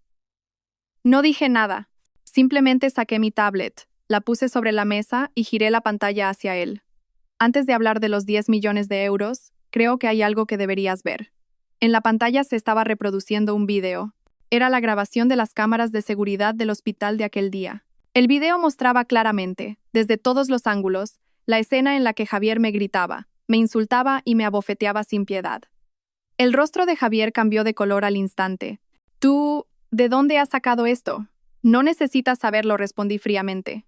«Solo necesitas saber que si este video llega a la policía, serás acusado de un delito de lesiones. ¿Cuántos años de cárcel crees que te caerían?» Se quedó sin palabras. Sin darle tiempo a recuperarse, abrí otro archivo. Esta vez era una grabación de audio. «Tranquila, mamá. La enviaré de viaje de negocios. Será la oportunidad perfecta para llevar a Alba al hospital. Para cuando vuelva, todo habrá pasado. Luego, poco a poco, encontraré la manera de quedarme con la empresa y echarla de casa. Es una mujer, y además no puede tener hijos. Sin un heredero, tarde o temprano, lo perderá todo». Era la voz de Javier, de la conversación con su madre que había escuchado por casualidad aquella noche. La había grabado en secreto. Esta era mi verdadera carta ganadora. Al escuchar su propia voz, su propia conspiración sucia al descubierto, Javier se derrumbó por completo. Su rostro se volvió blanco como el de un cadáver, y todo su cuerpo temblaba. Me miró, y en sus ojos ya no había arrogancia, solo un terror extremo. Tú, no pudo articular una palabra coherente. Apagué la tablet y la guardé en el bolso. Lo miré directamente a los ojos y, con una voz tan fría como el hielo pero potente, dije: «Javier, ¿qué crees que tienes en tus manos? Lo que tú llamas secretos para mí no son más que una broma, pero lo que yo tengo es más que suficiente para enviarte a la cárcel. ¿Entiendes lo que quiero decir?», asintió frenéticamente, con la espalda empapada en sudor frío. 10 millones de euros, me reí. Ahora te daré a elegir. Opción 1. Coge este dinero. Saqué un fajo de billetes, varios miles de euros, de mi cartera, y lo tiré sobre la mesa. Vete a cualquier parte y desaparece. No vuelvas a aparecer ante mí. Opción 2. Nos vemos en la comisaría. Elige. Javier miró el fajo de billetes en la mesa, y luego a mí, con ojos de pánico. Sabía que había perdido. Había perdido de forma miserable e irreversible. Con manos temblorosas, agarró el dinero, se lo metió en el bolsillo y se levantó tambaleándose. No se atrevió a mirarme a los ojos. Elijo la primera opción. Dicho esto, salió corriendo de la cafetería, como si huyera del diablo. Me quedé sola, terminando mi café frío. La última farsa por fin había terminado. Ese hombre desaparecería de mi vida para siempre. Después de que Javier desapareciera por completo de mi vida, sentí como si el aire a mi alrededor se hubiera vuelto más puro. Pero sabía que para empezar de verdad una nueva vida, tenía que limpiar a fondo las huellas del pasado. Lo primero que hice fue poner en venta el chalet del barrio de Salamanca. Era una casa preciosa, el fruto del esfuerzo de mis padres, pero contenía demasiados recuerdos dolorosos. Cada rincón me recordaba a Javier, a los días falsos que una vez creí que eran la felicidad. No quería vivir en un espacio acechado por la sombra de la traición. Beatriz se sorprendió un poco por mi decisión. ¿De verdad, Elena? Es una casa magnífica. ¿Estás segura? Necesito un comienzo completamente nuevo, respondí con firmeza. Si me la quedo, nunca podré pasar página. No me importaba si la vendía a un precio alto o bajo. Solo quería deshacerme de ella rápidamente.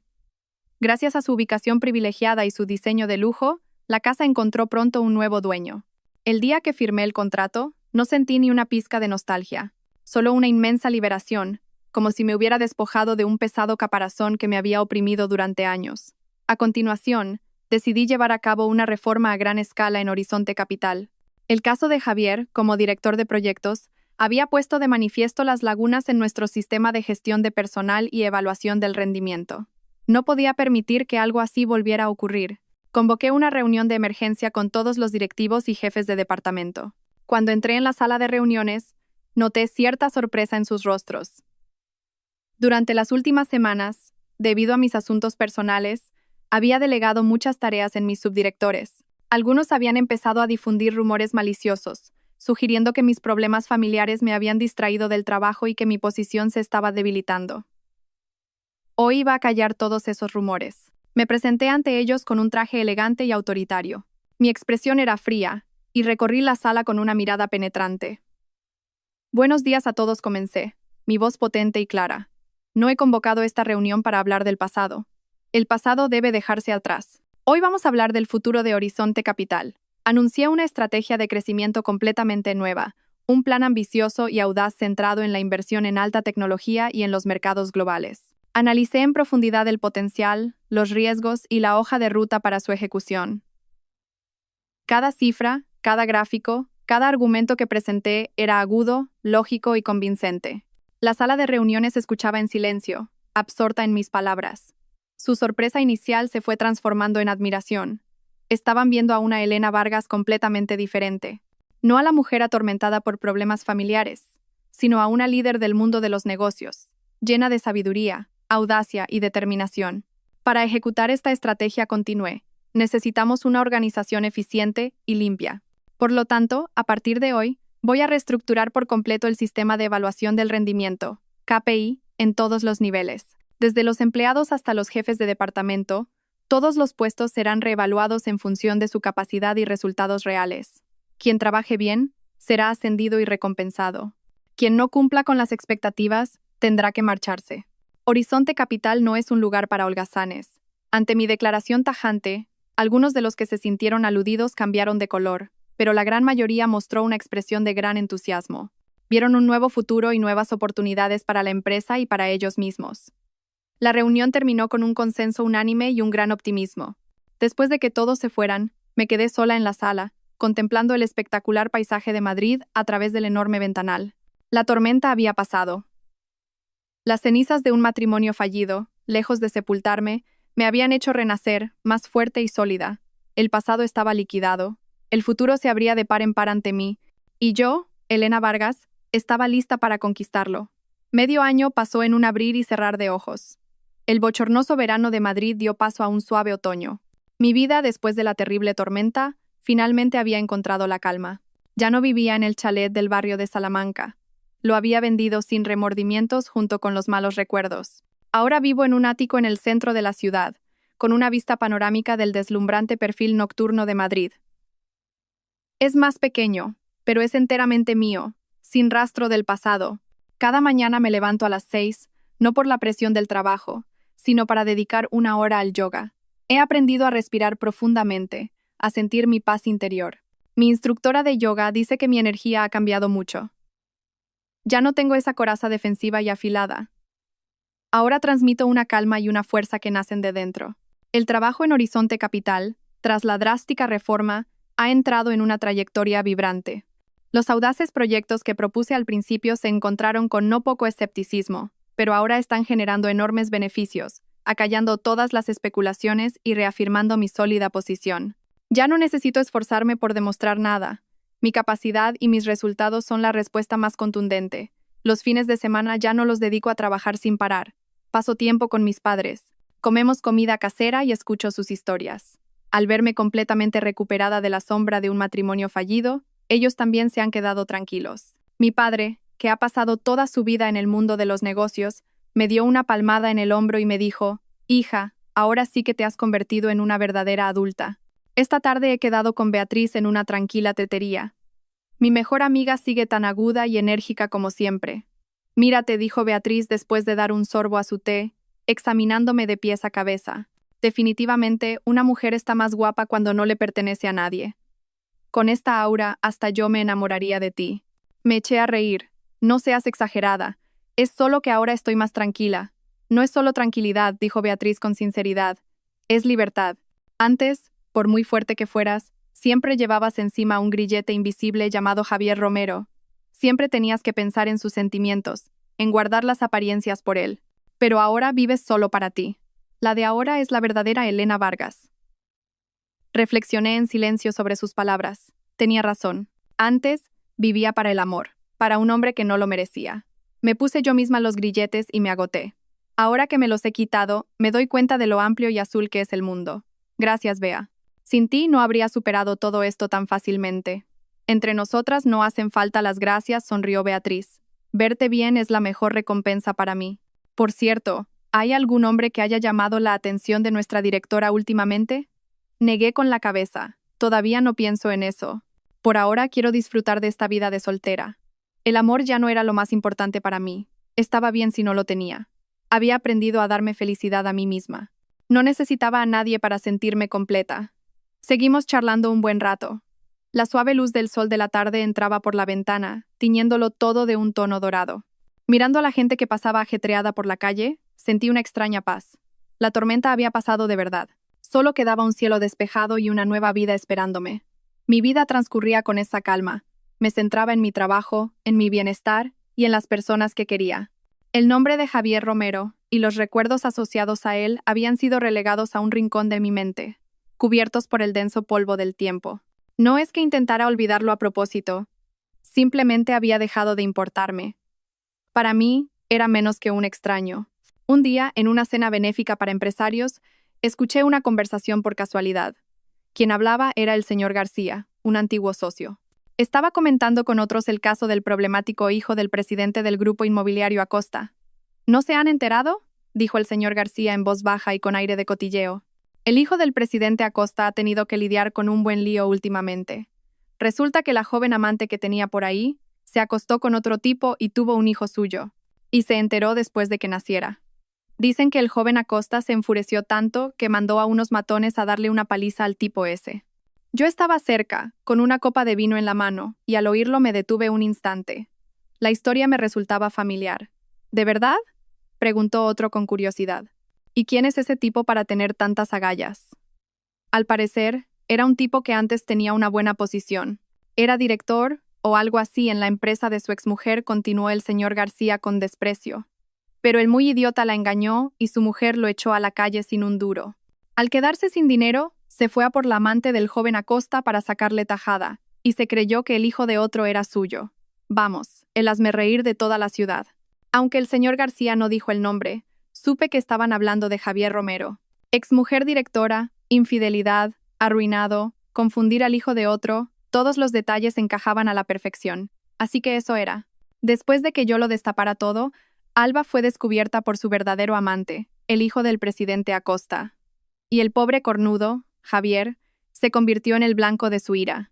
Podía imaginar lo que le habría pasado: una paliza, humillaciones y amenazas para que no volviera a abrir la boca. No sentí ni satisfacción ni lástima, solo una extraña calma. Era el final que se merecía. Quien siembra vientos, recoge tempestades. La ley del karma nunca falla. Él usó la violencia contra mí, y ahora otro la había usado contra él.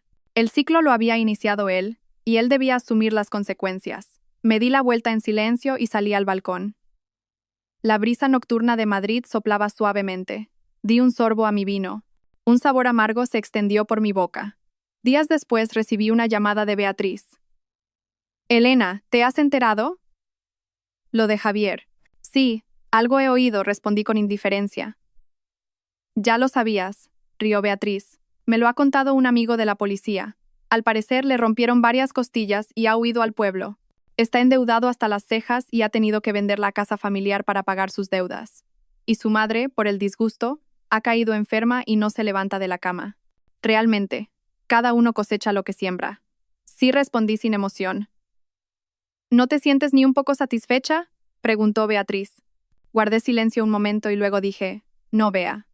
Ya no siento nada. Lo que le pase, cómo viva o si muere, ya no me importa. Él es solo un capítulo de un libro viejo, y yo pasé página hace mucho tiempo. Era verdad. Por muy miserable que fuera la vida de Javier, ya no tenía nada que ver conmigo. Había malgastado demasiado tiempo y emociones en alguien que no lo merecía. Ahora solo quería centrarme en mi vida y en las personas que de verdad me querían. La noticia del traidor fue solo una brisa pasajera que no logró alterar la calma de mi corazón. Para celebrar el éxito de un gran proyecto, decidí regalarme a mí misma y a todos mis empleados unas vacaciones que combinaban el voluntariado. Nuestro destino era un pueblo de montaña en Asturias, con un paisaje precioso pero donde la vida de sus habitantes seguía siendo difícil. Llevamos cajas llenas de libros, ropa y material escolar para los niños de la escuela primaria. Ver a esos niños, con sus ropas gastadas y corriendo descalzos, pero con los ojos brillantes de alegría al recibir un pequeño regalo, llenó mi corazón de una calidez indescriptible. A veces, la felicidad era así de simple. Mientras todos jugaban con los niños y repartían los regalos, me fijé en una niña acurrucada en un rincón del patio. Estaba pálida y tenía la frente perlada de sudor. Me acerqué rápidamente y le puse la mano en la frente. Ardía. La niña tenía fiebre alta. «¿Estás bien?», le pregunté preocupada. Ella solo negó con la cabeza, con los ojos llenos de miedo. Los profesores me dijeron que el centro de salud estaba demasiado lejos y el camino era malo. Mientras no sabía qué hacer, un hombre salió de la pequeña enfermería de la escuela. Llevaba una bata blanca, gastada pero limpia y bien planchada. Era alto y delgado, con un rostro anguloso que transmitía calma y confianza. «La niña tiene fiebre alta», dijo con una voz grave y tranquila. Rápidamente le tomó la temperatura y sacó un antitérmico de su maletín. «No se preocupe, es solo un resfriado fuerte. Con la medicina y un poco de descanso, estará bien». Con una paciencia y una delicadeza infinitas, le dio la medicina a la niña. Solo cuando se durmió, se giró hacia mí. «Gracias por haberla visto. Me llamo Daniel Cano. Soy voluntario médico aquí», dijo, tendiéndome la mano con una suave sonrisa. «Hola, soy Elena Vargas». Le estreché la mano. Su palma era cálida y firme. «¿Es usted el médico de aquí?». «Solo vengo los fines de semana», explicó. «Entre semana trabajo en un hospital público, pero las condiciones médicas aquí son tan precarias que vengo a ayudar siempre que puedo». Al mirarlo, sentí una profunda admiración. En esta sociedad llena de competencia y cálculo, todavía había gente como él, dispuesta a dedicar su tiempo y esfuerzo a una causa tan humilde y significativa. Era completamente diferente a los hombres de traje impecable y grandes palabras que yo solía encontrar. «Es usted admirable», dije con sinceridad. Daniel solo sonrió. «No es para tanto. Ayudar a los demás también es una alegría. Como ustedes. Los regalos que han traído son una gran alegría para estos niños». Charlamos un rato más. Me habló de la vida de la gente de allí, de sus dificultades. Yo le hablé de mi trabajo, de los proyectos de inversión que impulsaba. Veníamos de mundos completamente diferentes, pero encontramos un punto en común en nuestra forma de ver la vida y en los valores humanos. Cuando mi equipo se preparaba para irse, Daniel me acompañó hasta la puerta. «Ha sido un placer conocerla, señora Vargas. Espero que tengamos la oportunidad de volver a vernos. Igualmente, doctor Cano». El coche arrancó. Por la ventanilla, vi su figura, todavía de pie, despidiéndose con la mano. Una sensación cálida y suave se instaló en mi corazón. No sabía si realmente volveríamos a vernos, pero este encuentro casual fue como una brisa fresca que inyectó nueva vida en mi existencia. No fue amor a primera vista ni una pasión arrolladora. Fue solo un comienzo suave, un tenue rayo de esperanza que me recordaba que en algún lugar del mundo todavía había hombres buenos y relaciones sinceras y equitativas esperándome. Quizás estaba lista para abrir mi corazón una vez más. Al volver a Madrid, me sumergí en el trabajo con una energía renovada. La imagen del pueblo de montaña, los niños inocentes y el médico llamado Daniel Cano aparecían de vez en cuando en mi mente, recordándome que en la vida hay muchas cosas significativas más allá de las cifras de rentabilidad. No contacté a Daniel, y él tampoco a mí. Éramos como dos líneas rectas que se habían cruzado en un punto y luego habían seguido su propio camino. Pero sabía que ese encuentro había dejado una huella imborrable en mí. Una tarde, después de un largo día de trabajo, me quedé sola en mi despacho, en lo más alto del edificio. No encendí las luces, dejando que la luz de los rascacielos iluminara la estancia. Era un paisaje espectacular. Este ático, donde me encontraba, era el resultado de años de esfuerzo incansable. Me serví una copa de vino y salí lentamente al balcón. La brisa nocturna soplaba fresca. Abajo, las luces de los coches fluían como un río de luciérnagas, y los carteles de neón parpadeaban. La noche de Madrid era verdaderamente hermosa, una belleza arrogante y poderosa. Hubo un tiempo en que creí que mi felicidad consistía en estar aquí con Javier, contemplando los logros que habíamos construido juntos. Creí que el amor de un hombre era el refugio más seguro de mi vida. Me equivoqué. La verdadera felicidad no proviene de un hombre, ni de un matrimonio. Proviene del valor que una se da a sí misma. Proviene de la libertad de ser una misma, de perseguir tus sueños, de decidir tu propio destino sin dar explicaciones a nadie. La caída de mi matrimonio con Javier me dolió, pero me enseñó una lección muy cara.